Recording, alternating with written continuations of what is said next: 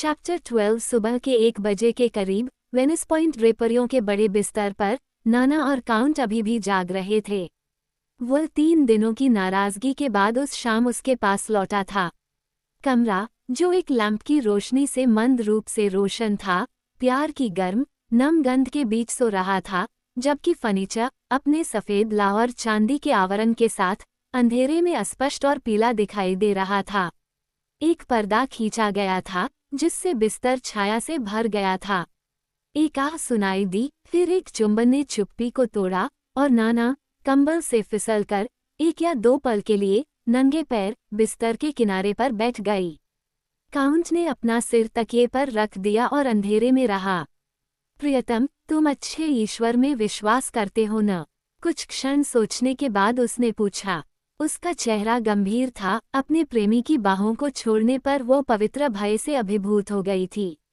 सुबह से ही वह असहज महसूस करने की शिकायत कर रही थी और उसकी सभी बेवकूफ़ धारणाएं, जैसा कि उसने कहा, मृत्यु और नरक के बारे में धारणाएं, उसे गुप्त रूप से प्रताड़ित कर रही थीं। समय समय पर उसे ऐसी रातें आती थीं, जिसके दौरान बचकाना डर और भयावह कल्पनाएं उसे जागते हुए बुरे सपनों से रोमांचित करती थीं। उसने आगे कहा, मैं पूछता हूँ, क्या आपको लगता है कि मैं स्वर्ग जाऊंगा? और ऐसा करते ही वह कांप उठी, जबकि काउंट को आश्चर्य हुआ कि उसने ऐसे क्षण में ऐसे अनोखे सवाल क्यों पूछे। उसे लगा कि उसका पुराना धार्मिक पश्चाताप फिर से उसके ऊपर आ गया है। फिर अपनी कमीज को कंधों से खिसकाते हुए और अपने बालों को खोलते हुए वह फिर से उसके सीने पर गिर पड़ी और ऐसा करते हुए वह सिसकियां लेने लगी और उससे चिपक गई। मुझे मरने से डर लगता है। मुझे मरने से डर लगता है। उसे खुद को अलग करने के लिए दुनिया भर की परेशानियां झेलनी पड़ीं। दरअसल वो खुद भी इस महिला के अचानक पागलपन के आगे झुकने से डर रहा था, जो अदृश्य के डर से उसके शरीर से चिपकी हुई थी। ऐसा डर संक्रामक होता है और उसने उससे तर्क किया।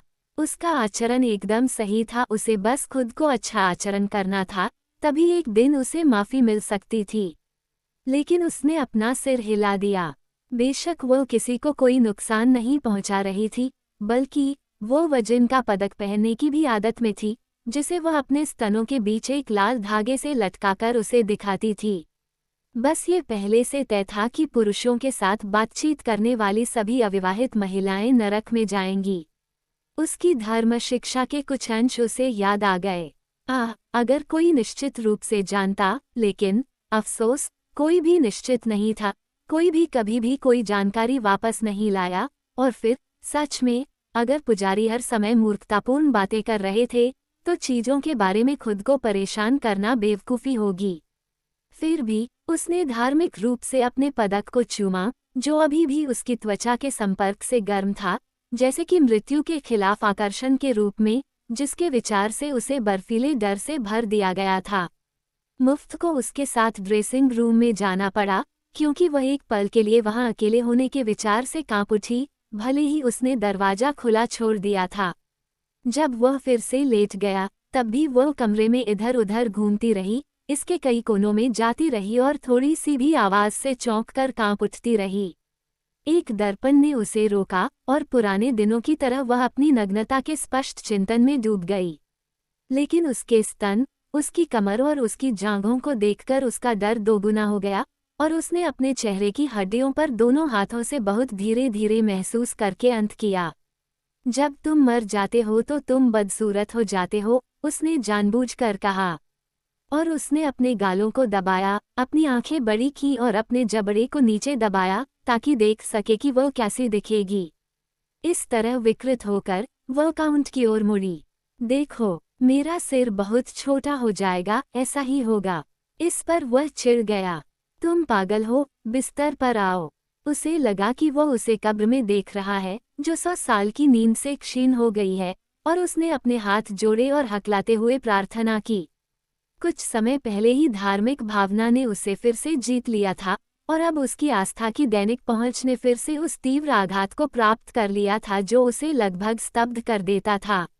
उसकी उंगलियों के जोड़ चटकने लगते थे और वह बिना रुके केवल ये शब्द दोहराता था, मेरे भगवान, मेरे भगवान, मेरे भगवान। यह उसकी नपुंसकता की चीख थी, उस पाप की चीख जिसके खिलाफ, हालांकि उसका दंड निश्चित था, वह संघर्ष करने में शक्तिहीन महसूस कर रहा था। जब नाना वापस लौटी तो उसने उसे बिस्तर के कपड़ों के नीचे छिपा हुआ पाया। वह थका हुआ था, उसने अपनी छाती में नाखून गड़ा रखे थे और उसकी आंखें ऊपर की ओर देख रही थीं मानो स्वर्ग की तलाश कर रही हों। और इसके साथ ही वह फिर से रोने लगी। फिर वे दोनों गले मिले और उनके दांत कांपने लगे। उन्हें नहीं पता था कि क्यों, क्योंकि वही मूर्खतापूर्ण जुनून उन पर हावी हो गया था। वे पहले भी ऐसे ही रात बिता चुके थे, लेकिन इस बार यह बात बिल्कुल मूर्खतापूर्ण थी, जैसा कि नाना ने तब घोषित किया जब उसका डर खत्म हो गया। उसे कुछ संदेह हुआ और इसने उसे विवेकपूर्ण तरीके से काउंट से सवाल करने के लिए प्रेरित किया। हो सकता है कि रोज मिग्नन ने वह प्रसिद्ध पत्र भेजा हो, लेकिन ऐसा नहीं था। ये केवल भय था, इससे अधिक कुछ नहीं, क्योंकि वह अभी भी इस बात से अनभिज्ञ था कि वह व्यभिचारी था या नहीं। 2 दिन बाद, एक बार फिर गायब होने के बाद, मुफ्त सुबह सुबह आया, दिन का वह समय जब वह कभी नहीं आया था।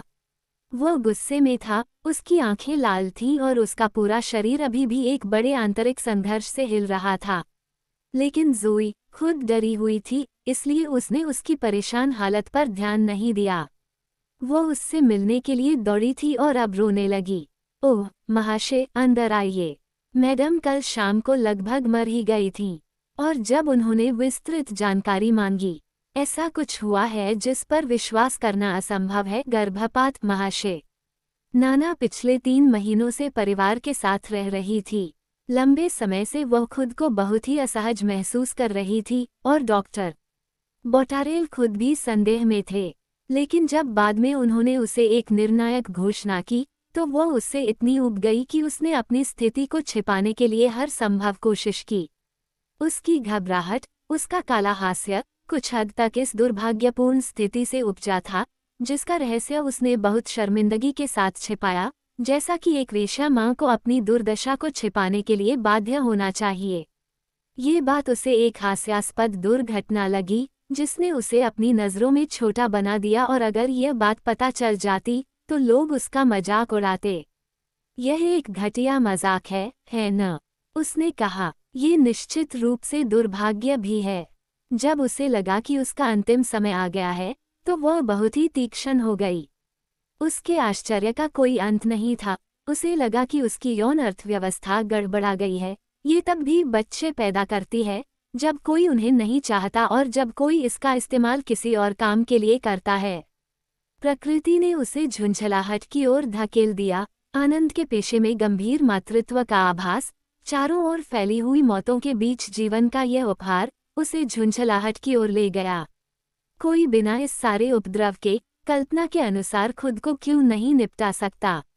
और यह बदमाश कहाँ से आया? वह पिता का नाम भी नहीं बता सकती थी। हे भगवान, जिसने उसे बनाया, अगर वह उसे अपने हाथों में रखता तो उसके पास एक शानदार विचार होता, क्योंकि कोई भी उसे नहीं पूछता, वह सबके रास्ते में था और उसे जीवन में निश्चित रूप से बहुत खुशी नहीं मिलती। इस बीच ज़ोए ने तबाही का वर्णन किया। 4 बजे के करीब मैडम को पेट दर्द हुआ। जब वह ड्रेसिंग रूम से वापस नहीं आई तो मैं अंदर गया और पाया कि वह बेहोशी की हालत में फर्श पर पड़ी हुई थी। हाँ महाशय, खून से लथपथ फर्श पर, मानो उसकी हत्या कर दी गई हो। तब मुझे समझ में आया। आप देखिए, मैं गुस्से में था। मैडम ने अपनी परेशानी मुझसे साझा की होगी। जैसा कि हुआ, महाशय जॉर्जेस वहां थे और उन्होंने मुझे उसे उठाने में मदद की, और जैसे ही गर्भपात का उल्लेख किया गया, उन्हें भी उल्टी होने लगी। ओह, ये सच है कि मुझे कल से ही कुबड़ हो रहा है। दरअसल घर में सब कुछ अस्त व्यस्त लग रहा था। सारे नौकर ऊपर नीचे और कमरों में सरपट दौड़ रहे थे। जॉर्जेस ने रात ड्राइंग रूम में आराम कुर्सी पर बिताई थी। ये वही था जिसने शाम के उस समय मैडम के दोस्तों को ये खबर सुनाई थी, जब मैडम को ये खबर सुनने की आदत थी। वह अभी भी बहुत पीला था और उसने अपनी कहानी बहुत भावुकता से और मानो स्तब्ध होकर बताई थी। इसके अलावा स्टीना, ला फ्लोरिस, फिलिप और अन्य लोग भी वहां आए थे, और लड़के के पहले वाक्य के अंत में वे विस्मय में चिल्ला उठे। यह असंभव था, यह एक तमाशा होना चाहिए। जिसके बाद वे गंभीर हो गए और शर्मिंदगी भरे भाव से उसके बेडरूम के दरवाजे की ओर देखने लगे। उन्होंने अपना सिर हिलाया, यह कोई हंसी की बात नहीं थी। आधी रात तक एक दर्जन सज्जन चिमनी के सामने धीमी आवाज में बात करते रहे। सभी दोस्त थे, सभी पितृत्व के एक ही विचार से गहराई से प्रभावित थे। वे एक दूसरे को माफ करते हुए लग रहे थे और वे इस तरह से भ्रमित दिख रहे थे जैसे कि उन्होंने कोई भद्दा काम किया हो। हालांकि आखिरकार उन्होंने इस मामले को बेबाकी से पेश किया।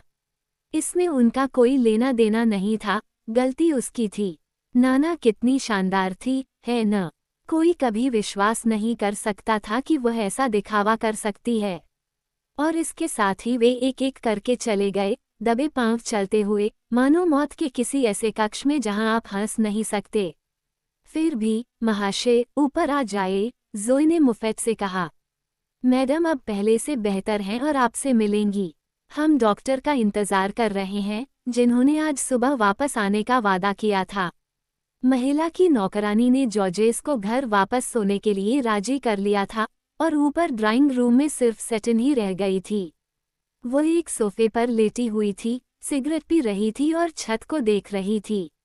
दुर्घटना के बाद घर में जो डर था, उसके बीच वह गुस्से से सफ़ेद हो गई थी। उसने अपने कंधे हिंसक ढंग से सिकुड़े थे और भयंकर टिप्पणियां की थीं। तदनुसार जब ज़ोए उसके सामने से गुजर रही थी और मॉन्सियर से कह रही थी कि बेचारी प्यारी मैडम को बहुत तकलीफ हुई है, ये सही है, यह उसे सिखा देगा, सेटिन ने रूखेपन से कहा। वे आश्चर्य से घूमे, लेकिन उसने एक भी मांसपेशी नहीं हिलाई थी। उसकी आंखें अभी भी छत की ओर लगी हुई थीं और उसकी सिगरेट अभी भी उसके होठों के बीच कसकर फंसी हुई थी। यार, तुम बहुत आकर्षक हो, ज़ोए ने कहा। लेकिन सेटिन उठ बैठी, काउंट की ओर क्रूरता से देखा और एक बार फिर उस पर अपनी टिप्पणी बरसाई। ये सही है, यह उसे सिखाएगा। और वह फिर से लेट गई और धुएं की एक पतली धार उड़ा दी, मानो उसे वर्तमान घटनाओं में कोई दिलचस्पी नहीं थी और उसने उनमें से किसी में भी हस्तक्षेप न करने का संकल्प लिया था। नहीं, ये सब बहुत मूर्खतापूर्ण था। ज़ोए ने हालांकि मफेट को बेडरूम में पेश किया, जहां गर्म, भारी सन्नाटे के बीच ईथर की खुशबू फैली हुई थी, जो एवेन्यू डी विलियर्स में कभी कभार आने वाली गाड़ियों की सुस्त आवाज से मुश्किल से टूटती थी। नाना अपने तकिए पर बहुत सफ़ेद दिख रही थी, खुली हुई, ध्यानमग्न आंखों के साथ जाग रही थी। जब उसने काउंट को देखा तो वह मुस्कुराई, लेकिन हिली नहीं।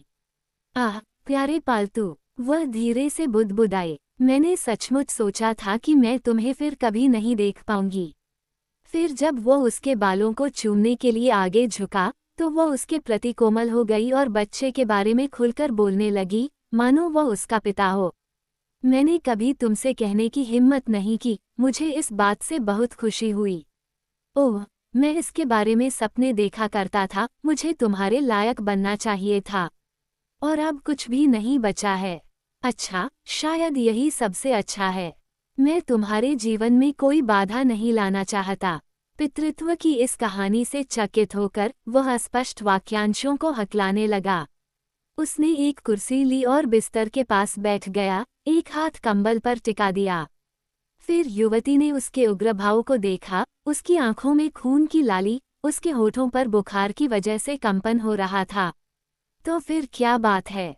उसने पूछा। तुम भी बीमार हो? नहीं, उसने बड़ी कठिनाई से उत्तर दिया। उसने उसे गहरी नज़र से देखा।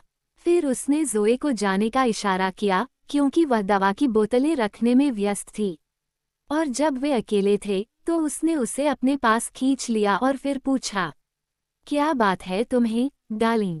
तुम्हारी आंखों से आंसू बहने वाले हैं, मैं ये अच्छी तरह देख सकता हूँ। अच्छा, अब बोलो, तुम मुझे कुछ बताने आई हो? नहीं, नहीं, मैं कसम खाता हूँ कि मैंने ऐसा नहीं किया है, उसने अचानक कहा। लेकिन वह पीड़ा से घुट रहा था और यह बीमार कमरा, जिसमें वह अचानक अनजाने में प्रवेश कर गया था, उसकी भावनाओं पर इतना असर कर रहा था कि वह फूट फूट कर रोने लगा और अपने दुख की हिंसा को दबाने के लिए अपना चेहरा बिस्तर के कपड़ों में छिपा लिया। नाना समझ गई। रोज मिग्नन ने निश्चित रूप से पत्र भेजने का फैसला किया था। उसने उसे कुछ क्षणों के लिए रोने दिया और वह इतनी भयंकर ऐंठन से हिल गया कि बिस्तर उसके नीचे कांप उठा। अंत में उसने माँ की करुणा के लहजे में पूछा, क्या आपके घर पर भी कोई परेशान है? उसने हाँ में सिर हिलाया। वह फिर रुकी और फिर बहुत धीमी आवाज में बोली, तो फिर तुम्हें सब पता है। उसने सहमति में सिर हिलाया और पीड़ा के कक्ष में एक भारी सन्नाटा छा गया। पिछली रात महारानी द्वारा दी गई पार्टी से लौटने पर उसे सबीन द्वारा अपने प्रेमी को लिखा गया पत्र मिला था। प्रतिशोध के चिंतन में एक भयावह रात बीतने के बाद वह सुबह बाहर निकल गया था ताकि उस लालसा का प्रतिरोध कर सके जो उसे अपनी पत्नी को मारने के लिए प्रेरित करती थी। बाहर एक सुंदर जून की सुबह के अचानक मीठे प्रभाव में वह अपने विचारों के धागे को खो बैठा था और नाना के पास आ गया था, जैसा कि वह हमेशा अपने जीवन के भयानक क्षणों में आता था। वहाँ ही उसने अपने दुख को जगह दी, क्योंकि उसे यह सोचकर एक कायरतापूर्ण खुशी महसूस हुई कि वह उसे सांत्वना देगी।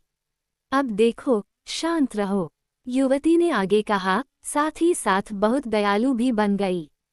मुझे ये बहुत पहले से पता था, लेकिन निश्चित रूप से मैं तुम्हारी आंखें नहीं खोल सकती थी। तुम्हें याद है कि पिछले साल तुम्हें संदेह था, लेकिन फिर मेरी समझदारी के कारण चीजें अपने आप व्यवस्थित हो गईं। वास्तव में तुम्हें सबूत चाहिए थे ड्यूस, आज तुम्हें एक सबूत मिल गया है और मैं जानती हूँ कि यह कठोर है। फिर भी तुम्हें मामले को शांति से देखना चाहिए, ऐसा होने से तुम्हारा अपमान नहीं हुआ है। उसने रोना बंद कर दिया था। शर्म की भावना ने उसे वह कहने से रोक दिया जो वह कहना चाहता था, हालांकि वह बहुत पहले अपने घर के बारे में सबसे अंतरंग बातें कह चुका था। उसे प्रोत्साहित करना था। हे भगवान, वह एक महिला थी, वह सब कुछ समझ सकती थी। जब उसने उदास स्वर में कहा, तुम बीमार हो, तुम्हें थका देने से क्या फायदा? मेरा आना बेवकूफ़ी थी, मैं जा रहा हूँ। नहीं, उसने काफ़ी तेज़ी से जवाब दिया। रुको, शायद मैं तुम्हें कुछ अच्छी सलाह दे सकूं। बस मुझे ज़्यादा बात करने पर मजबूर मत करो, डॉक्टर ने मना किया है। वो उठकर चला गया था और अब वो कमरे में इधर उधर टहल रहा था। फिर उसने उससे पूछा, अब आप क्या करने जा रहे हो? मैं उस आदमी के कान पकने जा रहा हूँ, भगवान की कसम, हाँ। उसने अप्रसन्नता से अपने होंठ बंद कर लिए। यह कोई बहुत बुद्धिमानी वाली बात नहीं है। और आपकी पत्नी के बारे में? मैं कानून का सहारा लूंगा, मेरे पास सबूत हैं। बिल्कुल भी समझदारी नहीं है मेरे प्यारे बेटे, ये तो बेवकूफ़ी है। तुम्हें पता है कि मैं तुम्हें ऐसा कभी नहीं करने दूंगा। और अपनी कमज़ोर आवाज़ में उसने उसे निर्णायक रूप से दिखाया कि द्वंद्व युद्ध और मुकदमा कितना बेकार और निंदनीय होगा। वह 9 दिनों तक अखबारों में सनसनी बनकर रह जाएगा, उसका पूरा अस्तित्व दांव पर लग जाएगा, उसकी मानसिक शांति, दरबार में उसका उच्च पद, उसके नाम का सम्मान, और यह सब किस लिए? ताकि उसके खिलाफ हंसने वाले लोग हों। इससे क्या फर्क पड़ेगा? वह चिल्लाया, मैंने अपना बदला ले लिया है। मेरे प्रिय, उसने कहा, इस तरह के व्यवसाय में कभी भी बदला नहीं लिया जा सकता, जब तक कि कोई सीधे तौर पर बदला न ले। वह रुका और हकलाया। वह निश्चित रूप से कोई डरपोक नहीं था, लेकिन उसे लगा कि वह सही थी। उसके भीतर एक असहज भावना पल पल मजबूत होती जा रही थी, एक बेचारी, शर्मनाक भावना जिसने उसके गुस्से को अब नर्म कर दिया था जब वह अपने चरम पर था। इसके अलावा, उसे सब कुछ बताने की उसकी स्पष्ट इच्छा में, उसने उसे एक नया झटका दिया। और क्या तुम जानना चाहते हो कि तुम्हें क्या परेशान कर रहा है, प्रिय? क्यों कि तुम खुद अपनी पत्नी को धोखा दे रहे हो। तुम घर से बाहर बिना किसी कारण के नहीं सोते, है ना? तुम्हारी पत्नी को भी शक होगा। तो फिर तुम उसे कैसे दोष दे सकते हो? वो तुम्हें बताएगी कि तुमने उसके सामने उदाहरण पेश किया है, और इससे तुम्हारा मुंह बंद हो जाएगा। देखो, अब इसीलिए तुम घर पर उन दोनों की हत्या करने के बजाय यहाँ घूम रहे हो। मुफ्त फिर से कुर्सी पर बैठ गया था, वह इन धक्कों से अभिभूत था। वह रुकी और सांस ली, और फिर धीमी आवाज में, ओह, मैं बहुत थक गया हूँ। मुझे थोड़ा सा बैठने में मदद करो। मैं बार बार फिसल जाता हूँ, और मेरा सिर भी बहुत नीचे है। जब उसने उसकी मदद की तो उसने आह भरी और उसे ज्यादा सहज महसूस हुआ, और इसके साथ ही वह फिर से उस विषय पर लौट आई। तलाक का मुकदमा कितना सुंदर दृश्य होगा। क्या वह कल्पना नहीं कर सकता था कि काउंटेस का वकील नाना के बारे में अपनी टिप्पणियों से पेरिस को खुश कर रहा होगा। सब कुछ सामने आ जाता, वेरिएट्स में उसकी विफलता, उसका घर, उसका रहन सहन। अरे नहीं, उसे इतने सारे विज्ञापन की कोई इच्छा नहीं थी। शायद कुछ गंदी औरतें उसे एक बड़ा विज्ञापन पाने के लिए ऐसा करने के लिए मजबूर कर सकती थीं, लेकिन वह सबसे पहले उसकी खुशी चाहती थी। उसने उसे अपनी ओर खींचा और अपनी बाँह उसके गले में डालकर तकिए के किनारे पर उसका सिर अपने पास रख रही थी। और इसके साथ ही वह धीरे से फुसफुसाए, सुनो मेरे प्रिय, तुम्हें अपनी पत्नी के साथ सुलह कर लेनी चाहिए। लेकिन उसने इस पर विद्रोह कर दिया। ऐसा कभी नहीं हो सकता। ये सोचकर उसका दिल टूटने वाला था। ये बहुत शर्मनाक था। फिर भी वो कोमलता से आग्रह करती रही, तुम्हें अपनी पत्नी के साथ सुलह कर लेनी चाहिए। आओ आओ, तुम नहीं चाहते कि पूरी दुनिया कहे कि मैंने तुम्हें घर से दूर भगा दिया है। मेरी छवि बहुत खराब हो चुकी है। लोग मेरे बारे में क्या सोचेंगे? बस कसम खाओ कि तुम हमेशा मुझसे प्यार करोगे, क्योंकि जिस पल तुम किसी दूसरी औरत के साथ जाओगे। आंसू के कारण उसकी आवाज रुक गई और उसने बीच में ही उसे चूमते हुए कहा, तुम खुद पर काबू नहीं रख पा रहे हो, यह असंभव है। हाँ हाँ, उसने फिर कहा, तुम्हें ऐसा करना ही होगा। लेकिन मैं समझदारी से काम लूंगी। आखिरकार वो तुम्हारी पत्नी है, और ऐसा नहीं है कि तुम पहली बार आने वाली लड़की के साथ मेरे साथ धोखा कर रहे हो। और वो इसी तरह से आगे बढ़ती रही, उसे सबसे बढ़िया सलाह देती रही। उसने भगवान के बारे में भी बात की, और काउंट को लगा कि वो मिस्टर वेनोट की बात सुन रहा है, जब उस बूढ़े सज्जन ने उसे पाप की गिरफ्त से बाहर निकालने का प्रयास किया। हालांकि नाना ने इसे पूरी तरह से तोड़ने की बात नहीं की।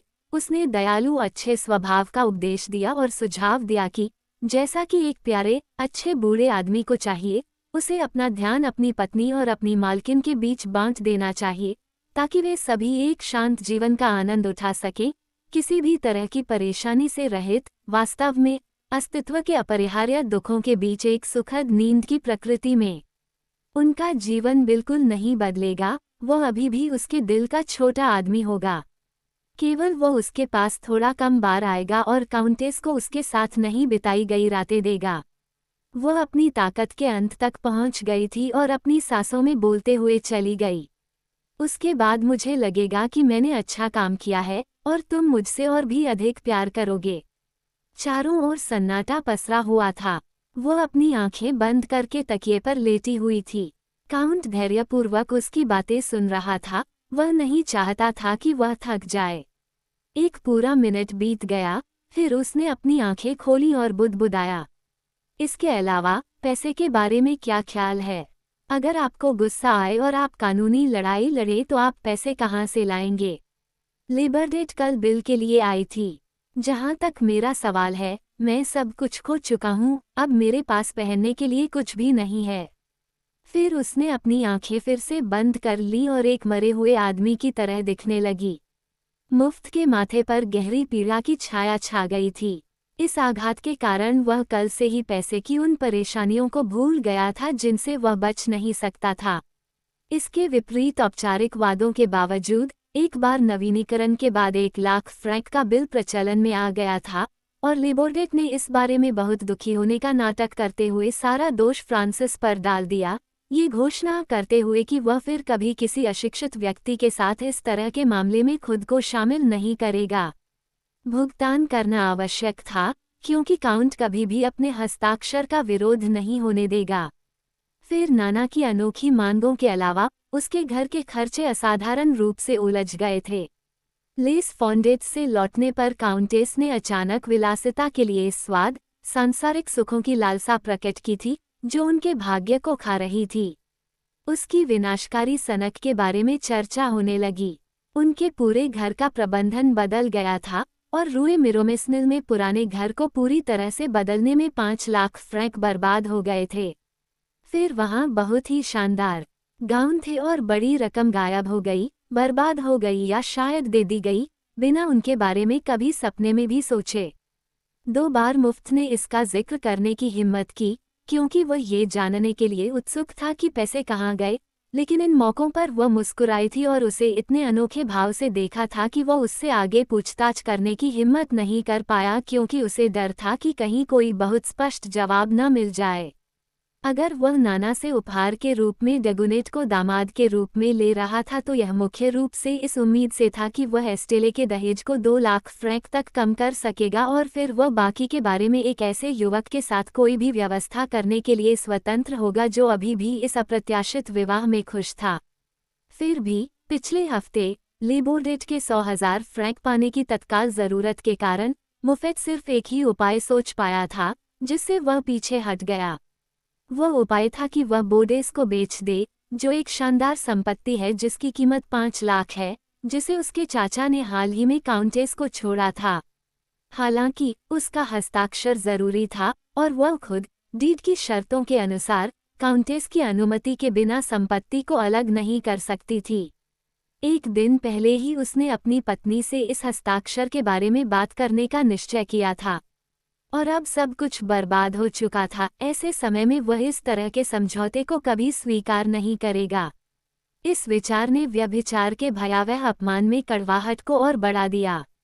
वह पूरी तरह से समझ गया था कि नाना क्या मांग रही थी, क्योंकि उस निरंतर बढ़ते आत्मत्याग में जिसने उसे अपने सभी रहस्यों को उसके पास सौंपने के लिए प्रेरित किया था, उसने अपनी स्थिति के बारे में उससे शिकायत की थी और काउंटेस के हस्ताक्षर के संबंध में उसे होने वाली थकाऊ कठिनाई के बारे में उसे बताया था। नाना ने फिर भी जोर नहीं दिया। उसने फिर अपनी आंखें नहीं खोली और उसे इतना पीला देखकर वह डर गया और उसे थोड़ा सा ईथर सुंघाया। उसने एक आह भरी और डेगनेट का जिक्र किए बिना उससे कुछ सवाल पूछे। शादी कब है? उन्होंने जवाब दिया, हम मंगलवार को अनुबंध पर हस्ताक्षर करेंगे, 5 दिन बाद। फिर भी अपनी पलकें बंद रखते हुए, जैसे वह अपने मस्तिष्क के अंधेरे और मौन से बोल रही हो। तो फिर प्यारे, देखो तुम्हें क्या करना है। जहाँ तक मेरा सवाल है, मैं चाहता हूँ कि हर कोई खुश और सहज रहे। उसने उसका हाथ थामा और उसे शांत किया। हाँ, वो इस बारे में सोचेगा। अब महत्वपूर्ण बात यह थी कि वह आराम करे। और उसके भीतर का विद्रोह समाप्त हो गया, क्योंकि यह गर्म और नींद से भरा बीमार कमरा, जिसमें ईथर की सर्वव्यापी खुशबू थी, उसे केवल सुख और शांति की लालसा में सुलाकर समाप्त कर दिया था।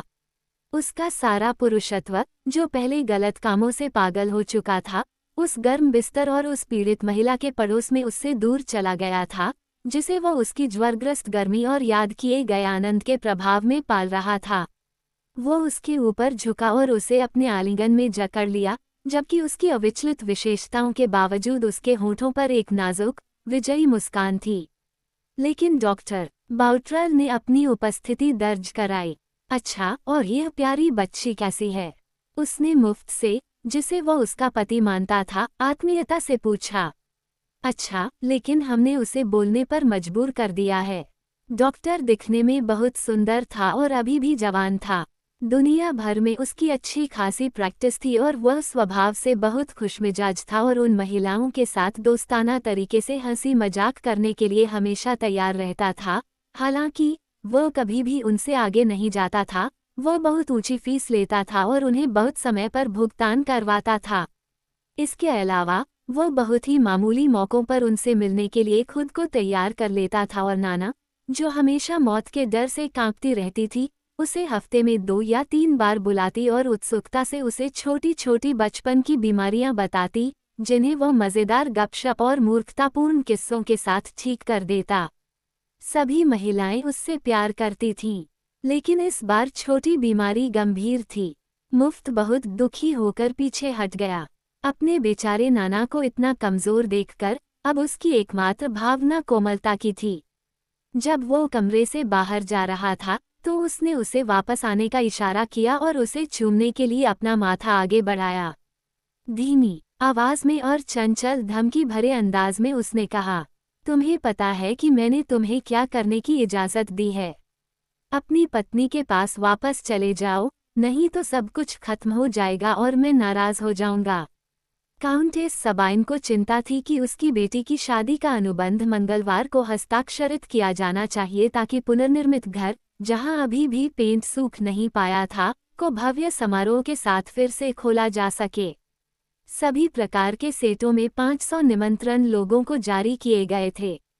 महान दिन की सुबह असबाब बनाने वाले अभी भी पर्दों को कील से ठोंक रहे थे, और रात के 9 बजे, जब ठीक क्लस्टर जलने वाले थे, वास्तुकार को, उत्सुक और इच्छुक काउंटेस के साथ, उसके अंतिम आदेश दिए गए।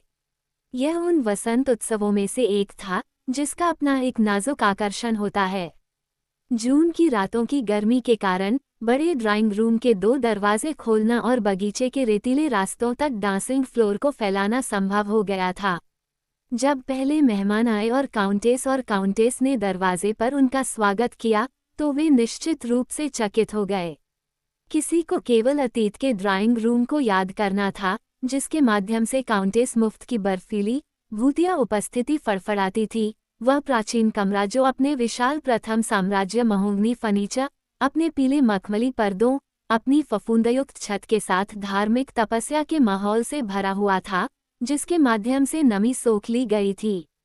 अब प्रवेश द्वार की दहलीज से सोने से सजे मोज़ाइक ऊंचे कैंडेलिब्रा की रोशनी में चमक रहे थे, जबकि संगमरमर की सीढ़ियां, जैसे कि एक नाजुक तराशी हुई रेलिंग थी। तब भी ड्राइंग रूम शानदार लग रहा था। इस पर जेनुआ मखमल लटका हुआ था, और छत पर बुच द्वारा बनाया गया एक विशाल सजावटी डिज़ाइन था, एक ऐसा डिज़ाइन जिसके लिए वास्तुकार ने शैटो डे डैम्पियर की बिक्री पर 1 लाख फ्रैंक का भुगतान किया था। चमक और क्रिस्टल के आभूषणों ने दर्पणों और कीमती फर्नीचर के शानदार प्रदर्शन को रोशन कर दिया। ऐसा लग रहा था जैसे सबीन की लंबी कुर्सी, वह अकेली लाल रेशमी कुर्सी, जिसकी नर्म रूपरेखा पुराने दिनों में इतनी चिन्हित थी, इतनी बड़ी हो गई और फैल गई कि उसने पूरे बड़े घर को कामोकालस्य और तनावपूर्ण आनंद की भावना से भर दिया, जो किसी आग से कम भयंकर और गर्म नहीं थी जो लंबे समय से जल रही थी। लोग पहले से ही नाच रहे थे। बैंड, जो बगीचे में खुली खिड़कियों में से एक के सामने स्थित था, वाल्स बजा रहा था, जिसकी कोमल लय रात की हवा के माध्यम से घर में धीरे धीरे आ रही थी। और बगीचा दूर दूर तक फैला हुआ लग रहा था, पारदर्शी छाया में नहाया हुआ और वेनिस के लैंप से रोशन, जबकि एक लॉन के किनारे पर लगाए गए बैंगनी तंबू में जलपान के लिए एक मेज रखी गई थी। वाल्स, जो कि ब्लोंड वीनस में विचित्र, अश्लील के अलावा कुछ नहीं था, अपनी हंसी, बदमाश लय के साथ, पुराने होटल में ध्वनि की मधुर तरंगों के साथ घुस गया और इसकी दीवारों के साथ एक बुखार जैसी रोमांच पैदा कर दिया। ऐसा लग रहा था जैसे कोई मानसल हवा आम सड़क से ऊपर आई हो और गर्वित पुराने आवास से लुप्त युग के अवशेषों को बहा ले जा रही हो, मुफेट्स के अतीत को, सम्मान और धार्मिक विश्वास के युग को जो लंबे समय से ऊंची छतों के नीचे सो रहा था। इस बीच चूल्हे के पास, अपने अभ्यस्त स्थानों पर, काउंट की मां के पुराने दोस्त शरण ले रहे थे। वे अपने तत्व से बाहर महसूस कर रहे थे, वे चकाचौंध थे और धीरे धीरे आक्रमण करने वाली भीड़ के बीच उन्होंने एक छोटा समूह बना लिया था। मैडम डू जोनकवाया, विभिन्न कमरों को पहचानने में असमर्थ, भोजन कक्ष के माध्यम से अंदर आई थी। मैडम चेंटरॉव एक स्तब्ध भाव से बगीचे को देख रही थी, जो उसे बहुत बड़ा लगा। कुछ देर बाद धीमी आवाजें सुनाई दी, और कोने ने सभी प्रकार के कड़वे विचारों को हवा दे दी। मैं घोषणा करती हूँ, मैडम चेंटरॉ ने बड़बड़ाते हुए कहा, बस कल्पना कीजिए कि अगर काउंटेस वापस जिंदा हो जाए। क्यों, क्या आप उसे इन सभी लोगों की भीड़ के बीच आते हुए नहीं सोच सकते? और फिर यह सब सोना चांद और यह हंगामा, ये निंदनीय है। सबीन अपने होश खो बैठी है, मैडम डू जोनकोय ने जवाब दिया। क्या तुमने उसे दरवाजे पर देखा? देखो, तुम उसे यहाँ देख सकते हो, उसने अपने सारे हीरे पहने हुए हैं। 1-2 पल के लिए वे काउंट और काउंटेस को दूर से देखने के लिए खड़े हो गए। सबीन ने एक सफ़ेद पोशाक पहनी हुई थी जिस पर शानदार अंग्रेजी पॉइंट लेस लगी हुई थी। वह सुंदरता में विजयी थी, वह युवा और खुशमिजाज दिख रही थी, और उसकी निरंतर मुस्कुराहट में नशे की झलक थी। उसके बगल में मुफ्त खड़ा था, जो बूढ़ा और थोड़ा पीला दिख रहा था, लेकिन वह भी अपने शांत और सम्मानजनक अंदाज में मुस्कुरा रहा था। और जरा सोचिए कि वह कभी मालिक था, मैडम चेंटरो ने आगे कहा, और उसकी अनुमति के बिना एक भी खाली सीट नहीं आती थी। अच्छा, उसने सब कुछ बदल दिया है, अब यह उसका घर है। क्या तुम्हें याद है जब वो अपने ड्राइंग रूम को फिर से नहीं बनवाना चाहती थी? उसने पूरे घर को बनवा दिया है। लेकिन महिलाएं चुप हो गईं, क्योंकि मैडम डी शेजेल्स कमरे में प्रवेश कर रही थीं। उनके पीछे पीछे कुछ युवा पुरुष भी थे। वह आनंद में डूब रही थीं और अपनी स्वीकृति के लिए छोटे छोटे उद्गार व्यक्त कर रही थीं। ओह, ये बहुत स्वादिष्ट है, उत्तम है। क्या स्वाद है। और उसने अपने अनुयायियों से चिल्लाकर कहा, क्या मैंने ऐसा नहीं कहा? इन पुरानी जगहों को जब कोई अपने हाथ में लेता है तो उनकी बराबरी कोई नहीं कर सकता। वे चकाचौंध हो जाती हैं। ये 17वीं सदी की शानदार शैली में है। खैर, अब वो प्राप्त कर सकती है। दोनों बूढ़ी औरतें फिर से बैठ गई थीं और धीमी आवाज में शादी के बारे में बात करने लगी थीं, जो बहुत से लोगों को हैरान कर रही थी। एस्टेले अभी अभी उनके पास से गुजरी थी। वो गुलाबी रेशमी गाउन में थी और हमेशा की तरह पीली, सपाट, चुप और कुंवारी थी। उसने डगनेट को बहुत शांति से स्वीकार किया था और अब न तो खुशी दिखाए और न ही उदासी, क्योंकि वह अभी भी उतनी ही ठंडी और सफ़ेद थी जितनी सर्दियों की शामों में होती थी जब वह आग पर लकड़ियां डालती थी। उसके सम्मान में दिया गया ये पूरा उत्सव, ये रोशनी और फूल और धुनें उसे बिल्कुल भी प्रभावित नहीं कर पाईं। एक साहसी मैडम डू जोन को यह कह रही थीं, जहाँ तक मेरी बात है, मैंने उसे कभी नहीं देखा। ध्यान रखना, वो यहाँ है, मैडम चांटरियो ने फुसफुसाया। डागुनेट ने मैडम ह्यूगन और उसके बेटों को देखा था और उत्सुकता से उसे अपना हाथ दिया था। वह हंसा और उसके प्रति अत्यधिक स्नेही था, मानो उसके अचानक सौभाग्य में उसका हाथ हो। धन्यवाद, उसने चिमनी के पास बैठते हुए कहा। देखिए, यह मेरा पुराना कोना है। तुम उसे जानती हो? मैडम डू जोनकोया ने पूछा, जब डागुनेट चली गई थी। बिल्कुल जानती हूँ, एक आकर्षक युवक। जॉर्जेस उससे बहुत प्यार करता है। ओह, वे बहुत सम्मानित परिवार हैं। और उस अच्छी महिला ने उसे उस मूक शत्रुता से बचाया जो उसके लिए स्पष्ट थी। उसके पिता, जिन्हें लुई फिलिप बहुत सम्मान देते थे, अपनी मृत्यु के समय तक एक प्रीफेट थे। बेटा शायद थोड़ा बिगड़ा हुआ था, उन्होंने कहा कि वो बर्बाद हो गया था, लेकिन किसी भी मामले में उसके चाचाओं में से एक, जो एक महान जमींदार था, उसे अपना भाग्य छोड़ने के लिए बाध्य था। हालांकि महिलाओं ने अपना सिर हिलाया, जबकि मैडम ह्यूगन, जो खुद कुछ शर्मिंदा थीं, अपने परिवार की अत्यधिक सम्माननीयता की याद दिलाती रहीं। वो बहुत थकी हुई थी और अपने पैरों की शिकायत कर रही थी। कुछ महीनों से वह रुए रिचेलियो में अपने घर में रह रही थी। जैसा कि उसने कहा, उसके पास बहुत सारी चीजें थीं। उसके मुस्कुराते हुए माँ के चेहरे पर दुख की झलक दिखाई दी। कोई बात नहीं, मैडम चेंटरियो ने निष्कर्ष निकाला। एस्टेले कुछ बेहतर लक्ष्य बना सकती थी। वहाँ एक धूमधाम थी। एक क्वाड्रल शुरू होने वाला था और भीड़ फर्श को खाली छोड़ने के लिए ड्राइंग रूम के किनारों पर वापस चली गई। चमकीले कपड़े अंधेरे शाम के कोटों के बीच से गुजरे और आपस में मिल गए, जबकि तीव्र प्रकाश ने रत्नों को चमकाया और सफ़ेद पंखों को हिलाया और कई सिरों के समुद्र के बीच बकाइन और गुलाब चमके और खिले। ये पहले से ही बहुत गर्म था और हल्के ट्यूल और सिलवटों वाले रेशम और साटन से एक मर्मस्पर्शी सुगंध निकल रही थी, जिससे नंगे कंधे सफ़ेद चमक रहे थे, जबकि ऑर्केस्ट्रा ने अपनी जीवंत धुनें बजाईं। खुले दरवाजों से आसपास के कमरों की पृष्ठभूमि में बैठी महिलाओं की कतारें दिखाई दे रही थीं।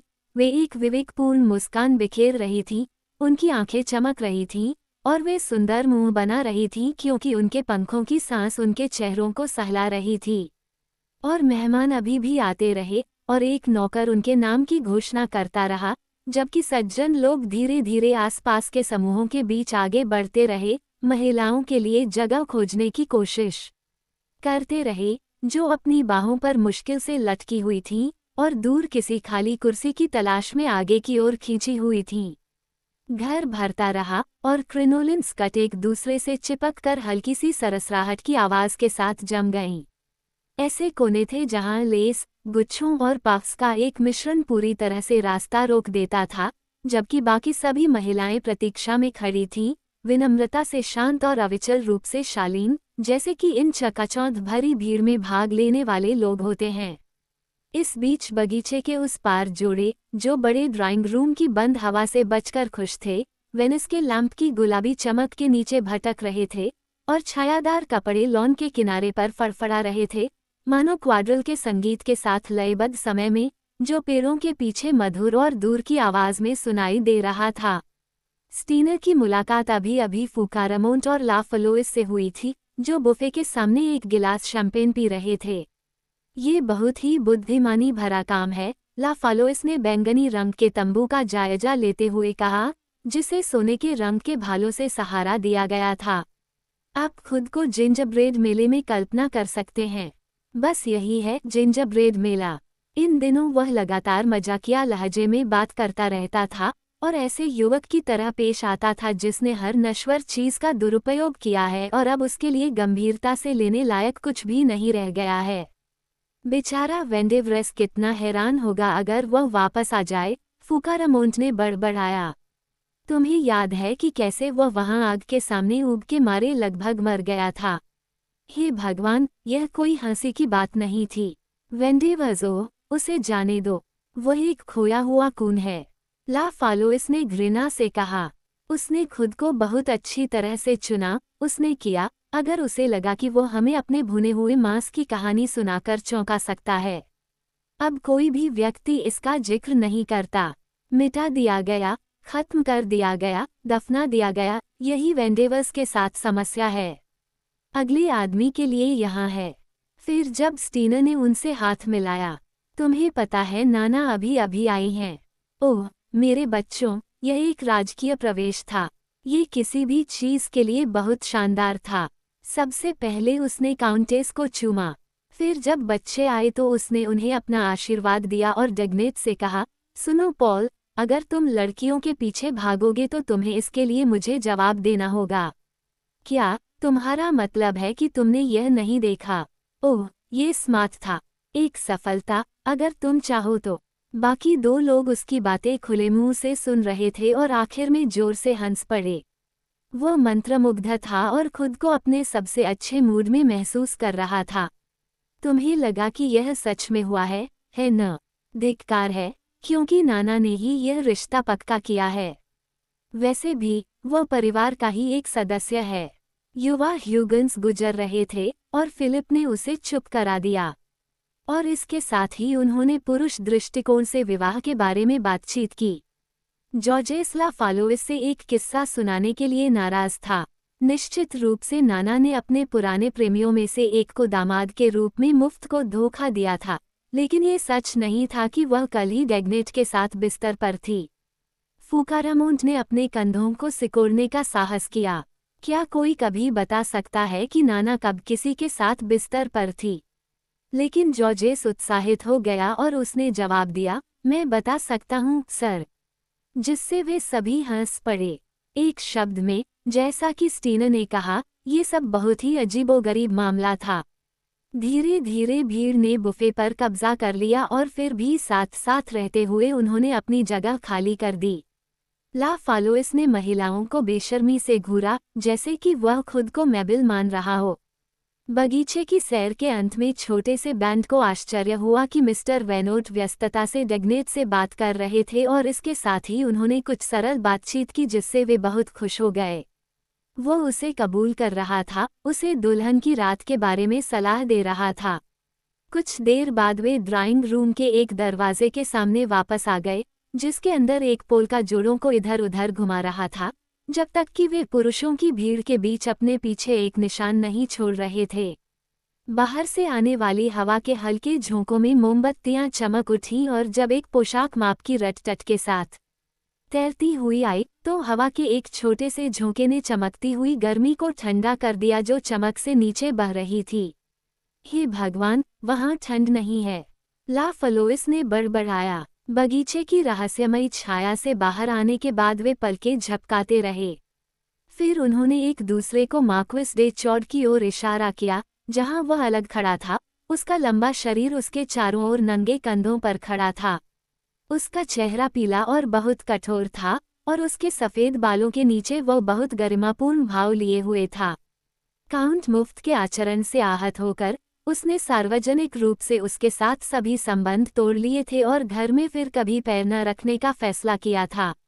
अगर वह उस शाम को उपस्थित होने के लिए सहमत हुआ था तो यह उसकी पोती की विनती थी, लेकिन वह उसकी शादी को अस्वीकार करता था और आधुनिक व्यभिचार द्वारा उत्पन्न शर्मनाक समझौतों द्वारा सरकारी वर्गों को जिस तरह से अव्यवस्थित किया जा रहा था उसके खिलाफ आक्रोश व्यक्त करता था। अब सब कुछ खत्म हो गया है, मैडम डू जोनक्वाया ने मैडम चेंटरो के कान में फुसफुसाते हुए कहा जब वह चिमनी के पास बैठी थी। उस बुरी औरत ने बदकिस्मत आदमी को मोहित कर लिया है। और सोचिए कि हम उसे एक बार इतना सच्चा आस्तिक, इतना नेकदिल सज्जन जानते थे। ऐसा लगता है कि वह खुद को बर्बाद कर रहा है, मैडम चेंटरो ने आगे कहा। मेरे पति के हाथ में उसका एक बिल है। फिलहाल वह एवेन्यू डी विलियर्स के उस घर में रह रहा है, पूरा पेरिस उसके बारे में बात कर रहा है। हे भगवान, मैं सबीन के लिए बहाने नहीं बनाती, लेकिन आपको ये स्वीकार करना होगा कि वो उसे शिकायत करने के लिए अनंत कारण देता है, और हे भगवान, अगर वह खिड़की से पैसे भी फेंकती है तो वो सिर्फ पैसे ही नहीं फेंकती, दूसरे ने बीच में टोका। वास्तव में उनके बीच कोई नहीं जानता कि वे कहाँ रुकेंगे, वे कीचड़ में ही समाप्त हो जाएंगे, मेरे प्यारे। लेकिन तभी एक धीमी आवाज ने उन्हें बीच में टोका। यह मिस्टर वेनोट थे और वे आकर उनके पीछे बैठ गए थे, मानो नजरों से ओझल हो जाना चाहते हों। आगे झुकते हुए उन्होंने बुदबुदाया, निराशा क्यों? जब सब कुछ खो गया लगता है तब ईश्वर प्रकट होते हैं। वो उस घराने के पतन में शांतिपूर्वक सहायता कर रहा था जिस पर वो पहले शासन करता था। लेस फोन्डेट्स में रहने के बाद से वह पागलपन को बढ़ने दे रहा था, क्योंकि वह अपनी खुद की शक्तिहीनता से बहुत स्पष्ट रूप से वाकिफ था। उसने वास्तव में पूरी स्थिति को स्वीकार कर लिया था। नाना के लिए काउंट का जंगली जुनून, फॉचेरी की उपस्थिति, यहाँ तक कि एस्टेले का डेगुनेट के साथ विवाह, इन बातों से क्या फर्क पड़ता था? वो और भी अधिक लचीला और रहस्यमय हो गया, क्योंकि उसे उम्मीद थी कि वो युवा पर उसी तरह से नियंत्रण पा सकेगा जैसा कि अलग थलग जोड़े पर, और वह जानता था कि बड़ी गड़बड़ियां बड़े धर्मांतरण की ओर ले जाती हैं। ईश्वर को अपना अवसर मिलेगा। हमारा मित्र, उसने धीमी आवाज में कहा, हमेशा सबसे अच्छी धार्मिक भावनाओं से प्रेरित रहता है। उसने मुझे इसके सबसे मीठे सबूत दिए हैं। ठीक है, मैडम डू जोनकोय ने कहा, उसे पहले अपनी पत्नी के साथ समझौता कर लेना चाहिए था। निस्संदेह, इस समय मुझे उम्मीद है कि सुलह जल्दी ही हो जाएगी।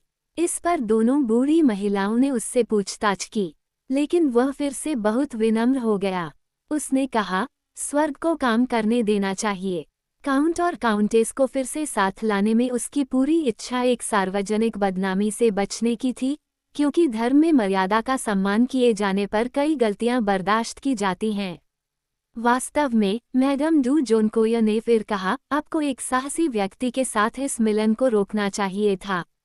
छोटे बूढ़े सज्जन ने गहरी हैरानी का भाव प्रकट किया। तुम अपने आप को धोखा दे रहे हो। महाशय डगनेट एक महान गुणवान युवक हैं। मैं उनके विचारों से परिचित हूँ। वे अपनी युवावस्था की गलतियों को भूलने के लिए उत्सुक हैं। एस्टेली उन्हें सद्गुणों के मार्ग पर वापस ले आएगी, इस बात का भरोसा रखो। ओह एस्टेले, मैडम चेंटरो ने घृणा से बड़बड़ाया। मुझे लगता है कि यह प्यारी सी बच्ची किसी भी चीज की इच्छा करने में असमर्थ है, वो बहुत तुच्छ है। इस राय ने श्री वैनोट को मुस्कुराने पर मजबूर कर दिया। हालांकि उन्होंने युवा दुल्हन के बारे में कोई स्पष्टीकरण नहीं दिया और अपनी आंखें बंद कर लीं, जैसे कि इस मामले में आगे कोई दिलचस्पी न लेने के लिए वो एक बार फिर पेटीकोट के पीछे अपने कोने में खो गए। मैडम ह्यूगन, हालांकि थकी हुई और विचलित थीं, उन्होंने बातचीत के कुछ वाक्यांशों को सुना था और अब उन्होंने हस्तक्षेप किया और मार्क्विस डी चॉड से टिप्पणी करके अपने सहनशील तरीके से निष्कर्ष निकाला, जिन्होंने अभी अभी उन्हें प्रणाम किया। ये महिलाएं बहुत कठोर हैं। हम सभी के लिए जीवन बहुत कठिन है। अगर हम खुद माफ़ी पाना चाहते हैं तो क्या हमें दूसरों को ज़्यादा माफ़ नहीं करना चाहिए, मेरे दोस्त? कुछ सेकंड के लिए मार्क्विस शर्मिंदा दिखाई दिया, क्योंकि वह संकेतों से डरता था। लेकिन उस अच्छी महिला के चेहरे पर इतनी उदास मुस्कान थी कि वो लगभग तुरंत ही संभल गया और बोला, नहीं, कुछ गलतियों के लिए कोई माफ़ी नहीं है। इस तरह की उदार भावना के कारण ही समाज बर्बादी की खाई में डूब जाता है। नृत्य और भी अधिक जीवंत हो गया था। एक ताज़ा क्वाड्रिल ड्राइंग रूम के फर्श पर हल्की सी हिलती हुई गति प्रदान कर रहा था, मानो नृत्य के आवेग से पुराना घर हिल गया हो। बीच बीच में सिर हिलाने की हल्की उलझन के बीच एक महिला का चेहरा चमकती आंखों और खुले होठों के साथ उभर आता था, जो नृत्य से दूर हो जाता था। चमक की रोशनी गोरी त्वचा पर चमक रही थी। मैडम डू जोनकोय ने घोषणा की कि वर्तमान कार्यवाही निरर्थक थी। 500 लोगों को एक कमरे में इकट्ठा करना पागलपन था, जिसमें मुश्किल से 200 लोग समा सकते थे। वास्तव में प्लेस डू कैरोसेल पर विवाह अनुबंध पर हस्ताक्षर क्यों नहीं किए गए? मैडम चेंचरो ने कहा कि यह नई आचार संहिता का परिणाम था। पुराने समय में ये समारोह परिवार के बीच में होते थे, लेकिन आज लोगों की भीड़ होनी चाहिए। पूरी गली को पूरी तरह से स्वतंत्र रूप से प्रवेश करने की अनुमति होनी चाहिए और एक बड़ी भीड़ होनी चाहिए, अन्यथा शाम एक ठंडी घटना लगती है। लोगों ने अब अपनी विलासिता का विज्ञापन किया और पेरिस के समाज की लहर पर झाग को अपने घरों में पेश किया, और तदनुसार यह बहुत स्वाभाविक था कि अवैध कार्यवाही, जैसे कि वे बाद में चर्चा कर रहे थे, चूल्हा प्रदूषित करती। महिलाओं ने शिकायत की कि वे 50 से अधिक लोगों को नहीं पहचान सकती। ये सारी भीड़ कहाँ से आई? कम गर्दन वाली युवा लड़कियां अपने कंधों को बड़ा दिखा रही थीं। एक महिला ने अपने चिनगन में एक सुनहरा खंजर लगाया था, जबकि जेट मोतियों से मोटी कढ़ाई वाली चोली ने उसे कवच की तरह पहनाया था। लोगों की आंखें मुस्कुराती हुई एक और महिला का पीछा करती रहीं, इतनी अनोखी थी कि उसकी चिपकी हुई स्कर्ट। विदा हो रही सर्दियों की सारी शानदार चमक वहाँ थी। आनंद की अति सहनशील दुनिया, वह खरोंच वाली सभा जो एक परिचारिका पहले परिचय के बाद इकट्ठा कर सकती है, वास्तव में एक ऐसा समाज जिसमें बड़े नाम और बड़ी बदनामियां आनंद की एक ही भयंकर खोज में एक साथ टकराती हैं। गर्मी बढ़ती जा रही थी और भीड़ भरे कमरों के बीच क्वाड्रिल अपनी आकृतियों की लयबद्ध समरूपता को उजागर कर रहा था। बहुत होशियार है काउंटेस, ला फालोइस ने बगीचे के दरवाजे पर कहा। वह अपनी बेटी से 10 साल छोटी है। वैसे फुकारामोंट, तुम्हें एक बिंदु पर फैसला करना होगा। वंदेवरस ने एक बार शर्त लगाई थी कि उसकी कोई जांघ नहीं है। इस दिखावटी संदेह से अन्य सज्जन उब गए और फुकारामोंट ने ये कहकर संतोष कर लिया, अपने चचेरे भाई से पूछो प्यारे लड़के, वह यहाँ है। जो, यह एक सुखद विचार है। ला फालोइस चिल्लाया, मैं 10 लुइस पर शर्त लगाता हूँ कि उसके पास जांघें होंगी। फौचेरी वास्तव में आया था। घर का एक स्थायी निवासी होने के नाते वह भीड़ भरे दरवाजों से बचने के लिए भोजन कक्ष के चारों ओर चला गया था। रोज ने उसे सर्दियों की शुरुआत में फिर से अपने साथ ले लिया था और वह अब खुद को गायक और काउंटेस के बीच बांट रहा था, लेकिन वह बहुत थका हुआ था और नहीं जानता था कि उनमें से किसी एक से कैसे छुटकारा पाया जाए। सबीन ने उसकी घमंड की चापलूसी की, लेकिन रोज ने उसे उससे ज्यादा खुश किया। इसके अलावा रोज ने जो जुनून महसूस किया वह एक वास्तविक जुनून था। उसके लिए उसकी कोमलता एक वैवाहिक निष्ठा से चिन्हित थी जिसने मिग्नन को निराशा में डाल दिया। सुनो, हमें कुछ जानकारी चाहिए, ला फालोइस ने अपने चचेरे भाई की बांह को कसते हुए कहा। क्या तुमने सफ़ेद रेशमी कपड़े पहने उस महिला को देखा है? जब से उसकी विरासत ने उसे एक प्रकार का अहंकारी व्यवहार दिया था, तब से वह फौचेरी को चिढ़ाने का प्रयास करता था, क्योंकि उसे एक पुरानी दुश्मनी पूरी करनी थी और वह उन दिनों की बहुत सी गालियों का बदला लेना चाहता था, जब वह अपने मूल प्रांत से अभी अभी बाहर आया था। हाँ, वो फीता वाली महिला। पत्रकार उंगलियों के बल खड़ा हो गया, क्योंकि अभी तक उसे समझ नहीं आया था। काउंटेस, उसने अंततः कहा, बिल्कुल, मेरे अच्छे दोस्त। मैंने 10 लुइस पर शर्त लगाई है, अब क्या उसकी जांघें हैं? और वह हंसने लगा, क्योंकि वह उस आदमी को डांटने में सफल होने से खुश था, जिसने एक बार उस पर ये पूछने पर भारी आलोचना की थी कि क्या काउंटेस किसी के साथ सोती है। लेकिन फॉचेरी ने बिना किसी आश्चर्य के उसे स्थिर रूप से देखा। चले जाओ, बेवकूफ, अंत में उसने कंधे उचकाते हुए कहा। फिर उसने दूसरे सज्जनों से हाथ मिलाया, जबकि ला फालोइस अपनी बेचैनी में अनिश्चित महसूस कर रहा था कि उसने कुछ मजाकिया बात तो नहीं कही है। लोग बातें कर रहे थे। दौड़ के बाद से बैंकर और फुकारामोंट एवेन्यू डी विलियर्स में सेट का हिस्सा बन गए थे। नाना का स्वास्थ्य बहुत बेहतर चल रहा था और हर शाम काउंट आकर पूछता था कि वह कैसी है। इस बीच फुचेरी, हालांकि वह सुन रहा था, व्यस्त लग रहा था, क्योंकि उस सुबह झगड़े के दौरान रोज ने पत्र भेजने की बात को खुलकर कबूल किया था। ओह हाँ, वो खुद को अपनी महान महिला के घर पेश कर सकता था, उसका अच्छा स्वागत होगा। लंबी हिचकिचाहट के बाद वह सब कुछ के बावजूद आया था, विशुद्ध साहस से। लेकिन ला फालोइस की मूर्खतापूर्ण विनोदप्रियता ने उसे उसकी स्पष्ट शांति के बावजूद परेशान कर दिया था। क्या बात है? फिलिप ने पूछा। लगता है आप मुसीबत में हैं। मैं, बिल्कुल नहीं, मैं काम कर रहा था, इसीलिए इतनी देर से आया। फिर ठंडे मन से, उन वीर भावों में से एक में, जो यद्यपि किसी का ध्यान नहीं जाता, पर अस्तित्व की अश्लील त्रासदियों को सुझाने के लिए प्रयुक्त होते हैं। फिर भी, मैंने अपने मेजबानों के सामने झुककर प्रणाम नहीं किया है। शिष्टाचार तो होना ही चाहिए। उन्होंने मजाक भी किया और ला फालोइस की ओर मुड़े और कहा, अरे, तुम मूर्ख हो। और ऐसा करके वह भीड़ के बीच से निकल गया। नौकर की पूरी आवाज अब नाम नहीं पुकार रही थी, लेकिन दरवाजे के पास काउंट और काउंटेस अभी भी बात कर रहे थे, क्योंकि उन्हें अंदर आने वाली महिलाओं ने रोक लिया था। आखिरकार वह उनके साथ शामिल हो गया, जबकि जो सज्जन अभी भी बगीचे की सीढ़ियों पर थे, वे दृश्य देखने के लिए पंजों के बल खड़े थे। उन्हें लगा कि नाना शायद बकबक कर रही होंगी। काउंट ने उसे नोटिस नहीं किया है, जॉर्जेस ने बड़बड़ाया। देखो, वह घूम रहा है, देखो, ये हो गया। बैंड ने फिर से ब्लॉन्ड वीनस में वाल्स शुरू कर दिया था। फाउचेरी ने काउंटेस को झुककर प्रणाम करके शुरुआत की थी, जो अभी भी परमानंदपूर्ण शांति में मुस्कुरा रही थी। जिसके बाद वह एक पल के लिए स्थिर खड़ा रहा, काउंट की पीठ के पीछे बहुत शांति से प्रतीक्षा करता रहा। उस शाम काउंट का व्यवहार बहुत ही शानदार था। उसने अपना सिर ऊंचा रखा, जैसा कि अधिकारी और महान गणमान्य व्यक्ति को होना चाहिए। और जब आखिरकार उसने पत्रकार की दिशा में अपनी निगाहें नीचे की, तो ऐसा लगा कि वह अपने रवैये की भव्यता पर और भी जोर दे रहा था। कुछ सेकंड के लिए दोनों आदमी एक दूसरे को देखते रहे। सबसे पहले फाउचेरी ने अपना हाथ बढ़ाया। मुफ्त ने उसे अपना हाथ दिया। उनके हाथ आपस में जुड़े रहे और काउंटेस सबाइन झुकी हुई आंखों के साथ उनके सामने मुस्कुराती रही, जबकि वाल्स लगातार अपनी उपहासपूर्ण आवारा लय को बजाता रहा। लेकिन ये चीज तो पहियों पर चल रही है, स्टीना ने कहा। क्या उनके हाथ आपस में चिपके हुए हैं? फुकारामोंट ने पूछा, इस लंबे समय तक पकड़े रहने पर आश्चर्यचकित होकर।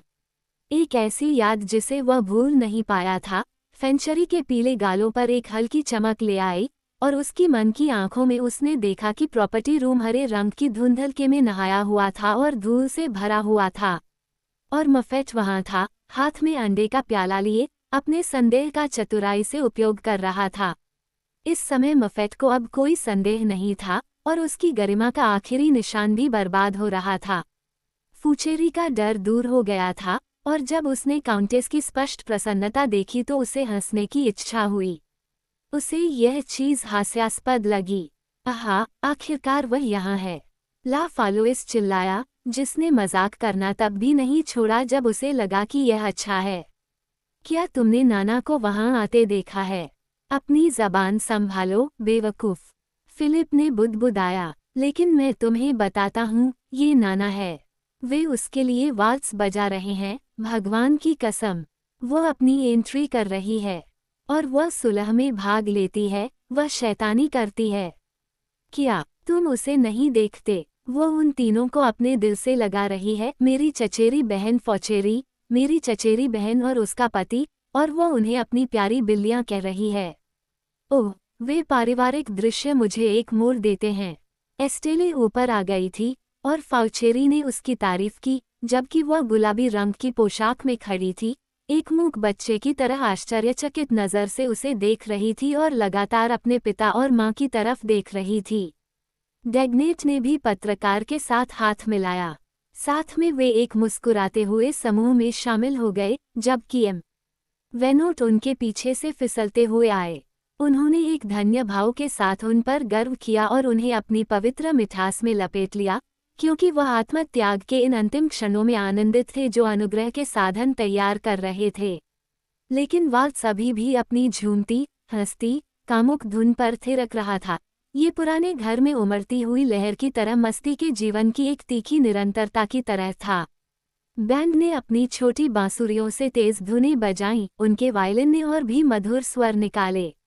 जेनुआ मखमली पर्दों, सोने के पानी और चित्रों के नीचे चमकीली हवा में एक जीवंत गर्मी और सूरज की रोशनी की एक बड़ी चमक थी, जबकि मेहमानों की भीड़, जो आसपास के दर्पणों में कई गुना बढ़ गई थी, बढ़ती जा रही थी और कई आवाज़ों की बड़बड़ाहट के साथ बढ़ती जा रही थी।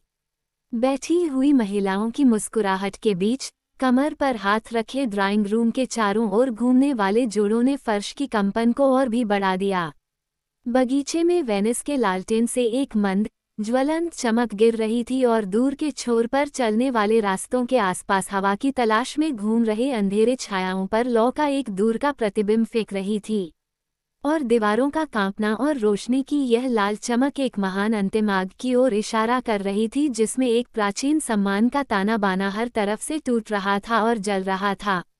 उल्लास की शर्मीली शुरुआत, जिसकी मुखर अभिव्यक्ति फौचेरी ने 1 अप्रैल की शाम को कांच के टूटने की आवाज में सुनी थी, धीरे धीरे और अधिक साहसी, जंगली होती गई, जब तक कि वे इस उत्सव में फूट नहीं पड़ी। अब दरार बढ़ रही थी, ये घर को तोड़ रही थी और आने वाले पतन की घोषणा कर रही थी। झुग्गी झोपड़ियों में शराबियों के बीच ये काला दुख है, एक खाली अलमारी जो बर्बाद परिवारों को खत्म कर देती है। ये शराब का पागलपन है जो दुखी बिस्तरों को खाली कर देता है। यहाँ वाल्ट्ज की धुन संचित धन के अचानक प्रज्वलित खंडहरों के बीच एक पुरानी जाति की शंखनाद कर रही थी, जबकि नाना, यद्यपि अदृश्य थी, ने अपने लचीले अंगों को नर्तकियों के सिरों के ऊपर फैला दिया और उनकी जाति में भ्रष्टाचार भेज दिया, अपनी सांसों की खिचड़ी और संगीत की आवारा लय से गर्म हवा को भिगो दिया। चच विवाह के उत्सव के बाद शाम को काउंट मुफ्त अपनी पत्नी के शयन कक्ष में दिखाई दिए, जहां वे पिछले 2 वर्षों से नहीं गए थे। पहले तो बहुत आश्चर्य में काउंटेस ने उनसे दूरी बना ली, लेकिन वे अब भी वही मादक मुस्कान बिखेर रही थीं जो अब हमेशा उनके चेहरे पर रहती थी। वे अत्यधिक शर्मिंदगी में हकलाने लगे, जिसके बाद काउंटेस ने उन्हें एक छोटा नैतिक उपदेश दिया। हालांकि उनमें से किसी ने भी निर्णायक स्पष्टीकरण देने का जोखिम नहीं उठाया। उन्होंने दिखावा किया कि यह धर्म था, जिसके लिए परस्पर क्षमा की इस प्रक्रिया की आवश्यकता थी, और वे अपनी स्वतंत्रता को बनाए रखने के लिए मौन सहमति से सहमत हुए। बिस्तर पर जाने से पहले, ये देखकर कि काउंटेस अभी भी हिचकिचा रही थी, उन्होंने एक व्यापारिक बातचीत की, और काउंट ने सबसे पहले बोडेस को बेचने की बात कही। उसने तुरंत सहमति दे दी। उन दोनों को पैसे की बहुत कमी थी, और वे एक दूसरे को बराबर बांटना चाहते थे। इस तरह सुलह पूरी हो गई, और मुफ्त, हालांकि वह पश्चाताप में था, वास्तव में राहत महसूस कर रहा था। उसी दिन, जब नाना दोपहर के 2 बजे के करीब झपकी ले रही थी, ज़ोई ने हिम्मत करके उसके बेडरूम का दरवाज़ा खटखटाया। पर्दे खींचे गए थे, और खिड़की से हवा की गर्म सांसें अंदर की ताज़ा गोधूली शांति में बह रही थीं। इन आखिरी दिनों में युवती फिर से उठकर चलने लगी थी, लेकिन वह अभी भी कुछ कमज़ोर थी। उसने अपनी आंखें खोली और पूछा, कौन है भाई? ज़ोई जवाब देने ही वाली थी, लेकिन डागुनेट ने उसे धक्का देकर खुद को पेश किया। नाना ने तुरंत अपने तकिए पर खुद को टिकाया और महिला की नौकरानी को बाहर निकाल दिया। क्या ये तुम हो? वह चिल्लाई। तुम्हारी शादी के दिन? क्या बात हो सकती है? अंधेरे से अचंभित होकर वह कमरे के बीच में ही खड़ा रहा। हालांकि उसे इसकी आदत हो गई और आखिरकार वह आगे आया। वह शाम की पोशाक में था और उसने सफ़ेद क्रेवेट और दस्ताने पहने हुए थे। हाँ, पक्का, मैं ही हूँ, उसने कहा। तुम्हें याद नहीं है? नहीं, उसे कुछ भी याद नहीं था और अपने चिढ़ाने वाले अंदाज में उसे खुद को उसके सामने खुलकर पेश करना पड़ा। अब आओ, ये तुम्हारा कमीशन है। मैं तुम्हारे लिए अपनी मासूमियत का हथियार लाया हूँ। और इसके साथ ही जब वो अब बिस्तर के पास था, उसने उसे अपनी नंगी बाहों में पकड़ लिया और हंसी से कांपने लगी और लगभग रोने लगी। उसने सोचा कि यह उसके लिए बहुत सुंदर बात है। ओह, वो मिमी कितना मज़ेदार है। आखिरकार उसने ये सोचा, और सोचने पर मुझे यह अब याद नहीं रहा। तो तुम फिसल गई हो, तुम अभी चर्च से बाहर आई हो। हाँ, ज़रूर, तुम्हारे आसपास धूप की खुशबू है। लेकिन मुझे चूमो, मुझे चूमो। ओह, उससे भी ज़्यादा ज़ोर से, मिमी प्यारी। वाह, शायद यह आखिरी बार है। धुंधले कमरे में, जहाँ अभी भी ईथर की एक अस्पष्ट गंध बनी हुई थी, उनकी कोमल हंसी अचानक बंद हो गई। भारी, गर्म हवा ने खिड़की के पर्दों को ऊपर उठा दिया और बच्चों की आवाज़ें बाहर की गली में सुनाई देने लगीं। फिर देर होने के कारण वे अलग हो गए और फिर से मजाक करने लगे। नाश्ते के तुरंत बाद डेग्नेट अपनी पत्नी के साथ चले गए।